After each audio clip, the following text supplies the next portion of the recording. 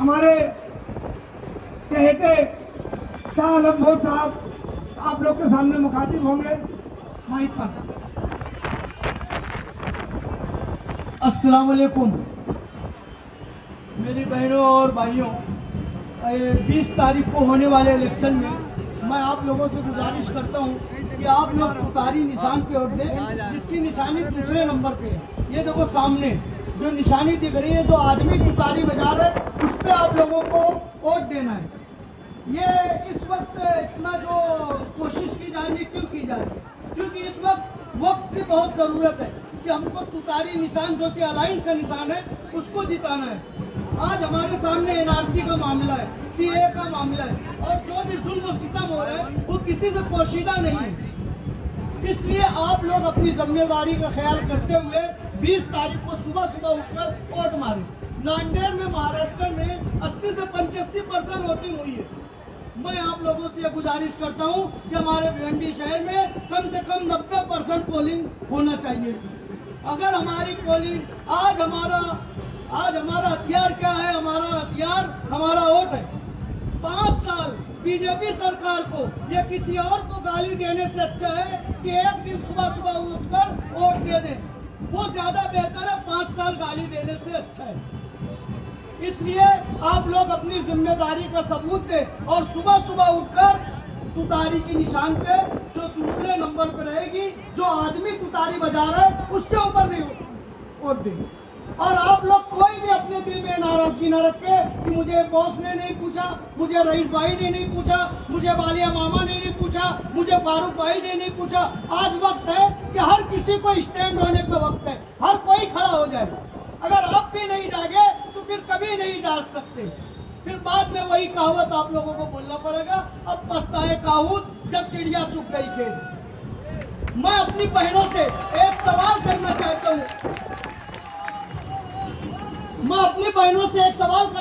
हूँ, आप लोग उसका जवाब मुझे दे दीजिए। भिवंडी की बात मैं नहीं करता हूँ, भिवंडी के बाहर जब आप लोग जाते हैं तो क्या आप लोगों को डर महसूस होता है कि नहीं होता है? जिस तरह का माहौल देश में चल रहा है उस वजह से डर लगता है कि नहीं, खौफ लगता है कि नहीं?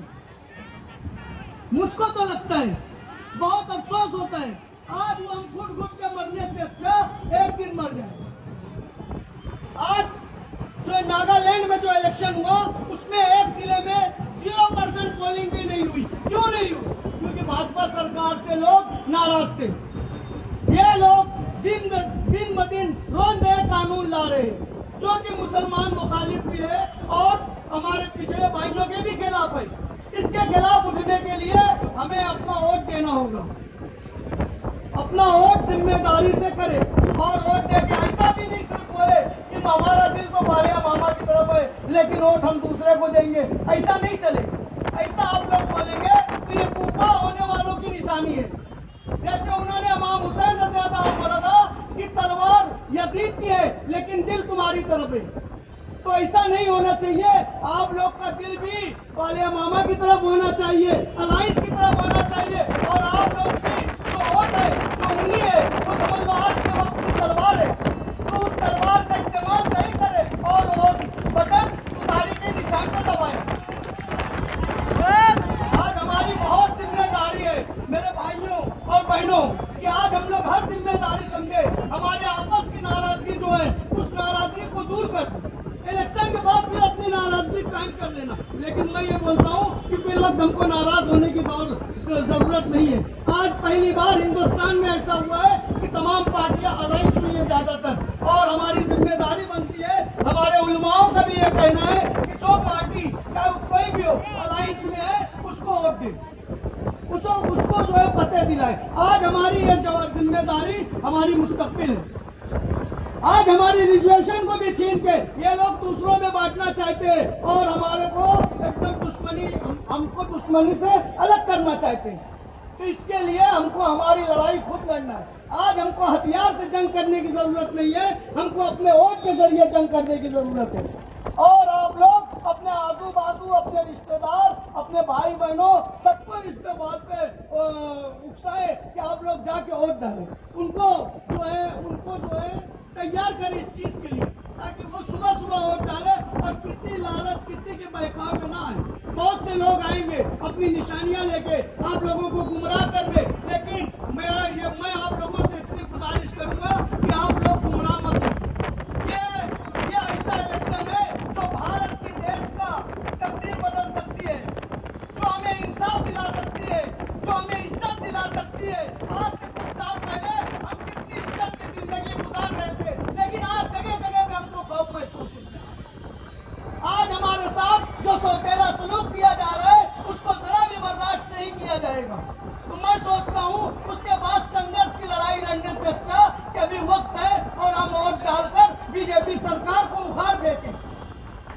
ये आप लोग की एक दिन की कोशिश, आप लोग की एक दिन की कोशिश 5 साल, बल्कि उसके बाद भी हमारी इज्जत और वकार का मुकाम होगी। आज अगर हम लोग पैसे पे बिक गए या जज्बात में बिक गए या किसी की बातों में आके बह गए तो 5 साल के लिए तैयार हो जाओ जुल्म सहने के लिए। मेरी बहनों, मैं आप लोगों से तो बोलना चाहूंगा, आप लोग को फिर भी उम्र से हो गए, आप लोग ने बहुत कुछ देखा है, तजुर्बा हासिल किया है, लेकिन हम आपके बच्चों के लिए आप लोग कोशिश करें। किसी के बहकावे में मत आओ, किसी के उसमें मत आओ कि हमको ये नहीं पूछा। कोई नेता नहीं है, कोई लीडर नहीं है, हम खुद लीडर है। हमको खुद अपनी जिम्मेदारी का एहसास होना चाहिए। लीडर कोई पैदा होके नहीं आता है, हमारे बीच में कई लीडर होते हैं, तो उनके पीछे चलो, लेकिन खुद की भी सोच रखो और खुद जाके जिम्मेदारी सोच करो। ये मत बोलो हमको इसने नहीं आके बोला, हमको उसने नहीं आके बोला। आज हर कोई को लीडर बनने की जरूरत है। आप लोगों के लिए एक शेर बोलूंगा, जिंदा रहना है तो मीरे कारवां बनकर रहो, इस जमीन की पस्तियों में आसमां बनकर रहो। कालिया मामा के लिए मैं एक शेर बोलूंगा जो कि वो कपिल पाटिल के लिए इस्तेमाल करेंगे। अंजाम अपने हाथ में, भीगे हुए अंजाम अपने हाथ में, आगाज करके दे भीगे हुए परों से परवाज करके दे।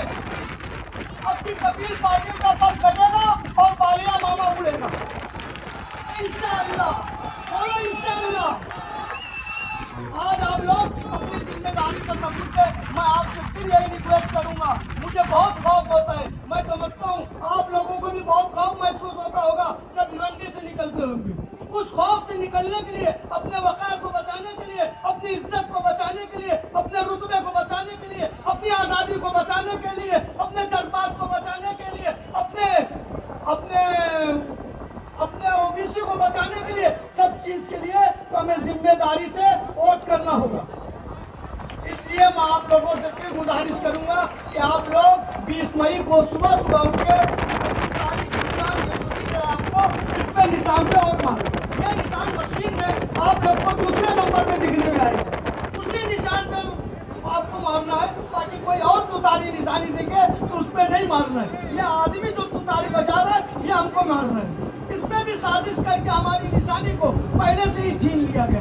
बहुत सी प्लानिंग हो रही है। महाराष्ट्र में आप देख रहे सरकार गिर रही है, दूसरी सरकार बदली कर रहे हैं, ये सब क्या हो रहा है? सूरत में आपने देखा कैसे फॉर्म कैंसिल करा के वो खुद बन गया। इंदौर में भी ऐसे ही वाकयात हुए, ऐसे ही वो लोग नहीं चिल्ला रहे अब की बार 400 पार नहीं, उनकी नैया डुबा दो अब की, और उनको वहीं से बंद कर दो ताकि आइंदा ऐसा दावा करने वाले कभी जिंदगी में दावा करने का न सोचे। 400 पार का मतलब आप लोग क्या समझते हैं? वो संविधान को चेंज कर देंगे। जब उनकी 400 पार की सरकार आएगी तो संविधान चेंज करने का उनको पूरा अधिकार होगा। फिर उस टाइम हम लोगों के चिल्लाने से, रैली निकालने से, धरना देने से, मोर्चा करने से कुछ नहीं होगा। पुलिस लगेगी, सीधा लाठी चार्ज होगा और जेल में भरा जाएगा। कितने लोग जेल भरो आंदोलन करेंगे, कोई मतलब नहीं आता है। अब की जवाबदारी से वोट दो। हिंदुस्तान की मैशियत को बचाना है, हिंदुस्तान के वकार को बचाना है तो बीजेपी को हराना है। आज दुनिया में पासपोर्ट का वैल्यू बढ़ रही है, हमारे मुल्क की पासपोर्ट की वैल्यू गिर रही है।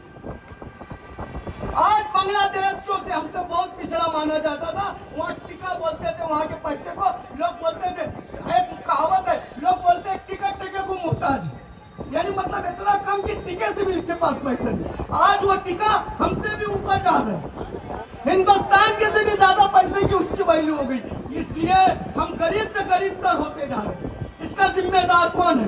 2014 के बाद से जब से बीजेपी आई है, मुल्क का सत्यानाश हो गया है, मैशियत बहरान में पड़ गई है, लोग पाके को मजबूर हो गए हैं और बांग्लादेश की मैशियत तरक्की कर रही है। एक हमारे सामने हमारा ही आजाद किया हुआ मुल्क बांग्लादेश, जो एक बहुत ही छोटा मुल्क है और वो इतनी तरक्की पे है। आज हमारे इतने बड़े देश होने का मतलब क्या है कि दुनिया के सामने हमारी कोई इज्जत नहीं हो रही है, हमारे पासपोर्ट की वैल्यू दिन ब दिन घटती जा रही है। आज अपने वकार को बचाओ और अब हमको एक मजबूती सूझना है। इस देश में हमको मजबूती सूझना है। जिंदा रहना है तो मीरे कारुआ बनकर रहो, इस जमीन की बस्तियों में आसमां बनकर रहो। अल्लाह हाफिज।